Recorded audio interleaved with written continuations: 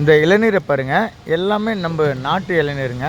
நாட்டு இளநீரில் தண்ணி நல்லாயிருக்கும். அதை விட தண்ணியோட அதோட வழுக்க அது வந்து நான் சாப்பிட்றதுக்கு நல்ல ஒரு டேஸ்ட்டு கொடுக்குங்க. எப்பொழுதுமே இளநீர் சாப்பிட்லாம். எல்லோரும் வெயிலுக்கு தான் சாப்பிடுவாங்க, அது தாகத்தை தீர்க்குன்னு. ஆனால் கட்டாயம் நீங்கள் வந்து வெயிலுக்கு சாப்பிட்றத விட நீங்கள் எல்லா நாள்லேயும் நீங்கள் சாப்பிட்லாங்க. மழையில் சாப்பிட்லாம், பனியிலையும் சாப்பிட்லாம். மழையில் சாப்பிட்டா நல்லா ஜில்னஸாக நல்ல ஒரு டேஸ்ட்டாக இருக்கும். பனியில் சாப்பிட்டாலும் நல்ல ஒரு ஜில்லுன்னு நல்லா டேஸ்ட்டாக இருக்கும். ஒரு சில பேர் சளி எதுக்கு பிடிக்குதுன்னா, சளியில் சாப்பிடக்கூடாதுன்னு சொல்லுவாங்க, ஜுரத்தில் சாப்பிடக்கூடாதுன்னு சொல்லுவாங்க. ஜுரம் வந்து ஹீட் பாடி டெம்பரேச்சர் ஆனதுனாலையும் சரியில்லாத ஃபுட்டை சாப்பிட்றதுனால இன்ஃபெக்ஷனால் தான் ஜுரம் வரும். சளி வந்துட்டு உடல் உஷ்ணத்தினால உஷ்ணம் புண்ணாகும், புண்ணு இன்ஃபெக்ஷன் ஆகும். இன்ஃபெக்ஷனே சளியோட காரணம்.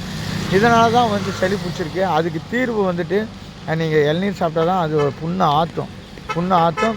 அதோட வழுக்க இந்த தேங்காய் பால் இது சம்மந்தமாக நீங்கள் சாப்பிட்டிங்கன்னா வயிறு புண்ணெல்லாம் ஆற்றும். அதனால் இளநீர் வந்து எப்போதுமே சாப்பிட்ற ஒரு உணவு. இதை 2 நாளாக நான் லைவில் போட்டுன்னுக்கிறேன். மக்கள் அதிகமாக பார்த்துருக்காங்க.